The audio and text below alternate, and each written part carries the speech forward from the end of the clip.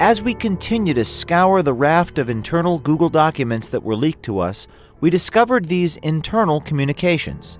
The post is titled, quote, "Please join us in asking Google to remove ads from Breitbart.com."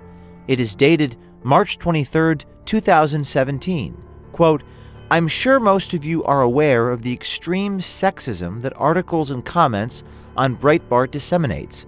For this and many other reasons, my colleagues and I have drafted an internal letter to leadership asking them to end Google's business relationship with Breitbart." 1,186 Googlers have co-signed the letter. A Google insider gave us this document. Can you tell us what this document shows? So what this document shows is that some employees within Google are getting together a petition so that Google will ban Breitbart News from their ad networks in order to cut them off from the revenue stream. So the document says that there are 1,186 Googlers co-signing on to this letter to, quote, "end Google's business relationship with Breitbart and enforce the AdSense policies on prohibited content." 1,186. I mean, who are all these people?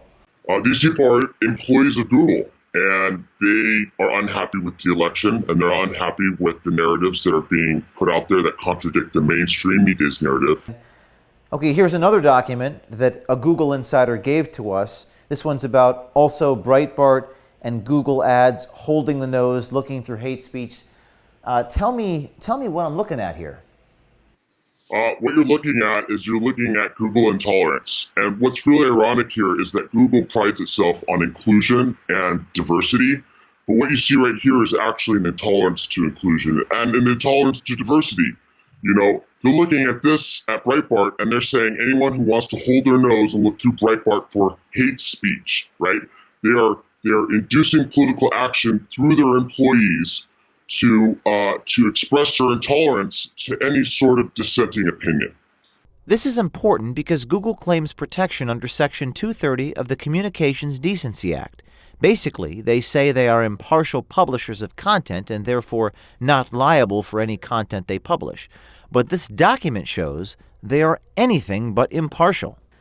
All right, I'm going to look at another document that a Google insider gave to us. This one's entitled, quote, "It's time to remove Breitbart from AdSense."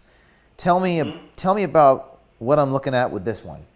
So what you're seeing right here is you're seeing a document that is the actual petition to remove the Breitbart media group from their monetary stream through Google's AdSense. We reached out to Breitbart, who had published a similar story in December of last year, but they were surprised by these documents, saying they showed a wider plot within Google to target them.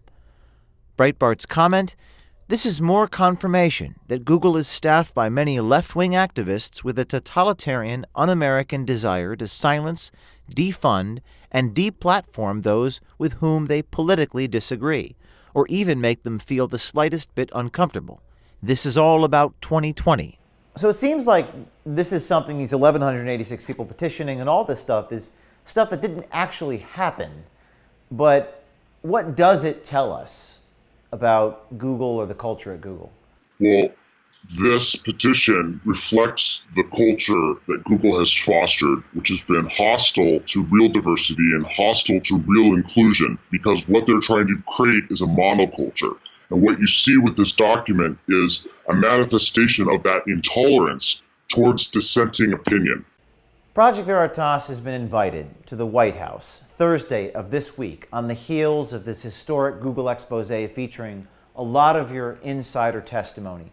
What message would you like me to deliver to the president on your behalf? The message that I would give to Donald Trump is that these tech companies are dangerous, and also they may be selling our data to foreign intelligence services.